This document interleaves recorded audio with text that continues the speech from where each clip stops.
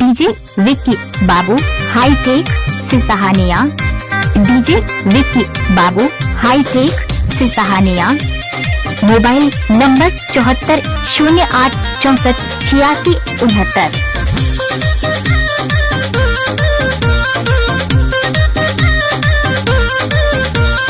दिना भर में 4 बेर पिया तब धार के। दिना भर में 4 बेर पिया तब धार के। दिना भर में 4 बेर पिया तब धार के। सुतल बाबा मुआ सावन में गाजा मार के। सुतल बाबा मुआ सावन में गाजा मार के। सुतल बाबा मुआ सावन में गाजा मार के। आउर बाउर बोले भाई तू सुमन जवार के। आउर बाउर बोले भाई तू सुमन जवार के। सुतल बाबा मुआ सावन में गाजा मार के। सुतल बाबा मुआ सावन में गाजा मार के। सुतल बाबा मुआ सावन में गाजा मार के।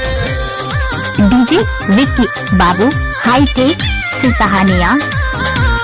डीजे विक्की बाबू हाईटेक सिसहानिया।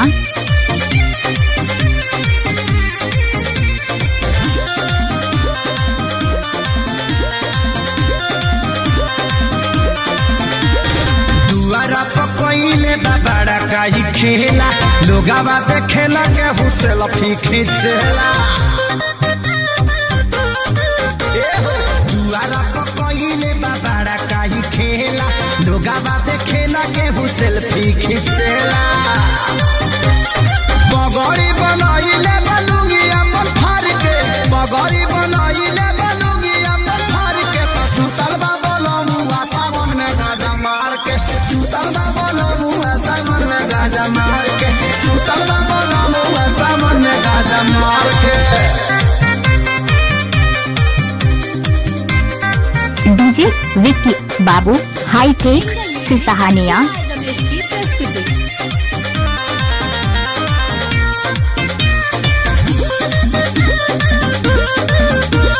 Mobile number 7408648669। झगड़ा के लड़ी सोनू के रहन से परेशान बनी बड़ी। यादों के खोजे झगड़ा के लड़ी सोनू के रहन से परेशान बनी बड़ी। अरे संजय खेसारी के संग दबा बेकार के। संजय खेसारी के संग दबा बेकार के। सुतल बाबा मुआ सावन में गाजा मार के। सुतल बाबा मुआ सावन में गाजा मार के। सुतल बाबा मुआ डीजे विक्की बाबू हाईटेक सिसहानिया। Mobile number 7408648669।